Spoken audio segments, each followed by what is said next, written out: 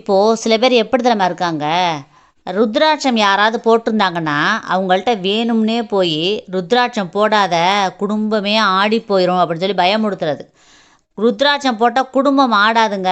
அந்த ருத்ராட்சம் போட்டிருக்கவங்களுக்கு யார் ஒருத்தர் கெடுதல் செய்யணும், அவங்க குடும்பத்தை அழிக்கணும்னு எவன் ஒருத்தர் நினைக்கிறானோ அவன் குடும்பம் ஆடி போயிடும். அந்தளவு மகத்துவமானது ருத்ராட்சம். ருத்ராட்சம் வந்து சாதாரணமாக ஒருத்தவங்க கழுத்தில் போட முடியாது. அவங்க எத்தனையோ ஜென்மங்களில் புண்ணியம் செஞ்சிருந்தால் மட்டும்தான் அந்த ருத்ராட்சம் ஒருத்தவங்க கழுத்தில் வந்து இருக்கும். இல்லைன்னா யாராலையும் சாதாரணமாக யாராலையும் போற்ற முடியாது.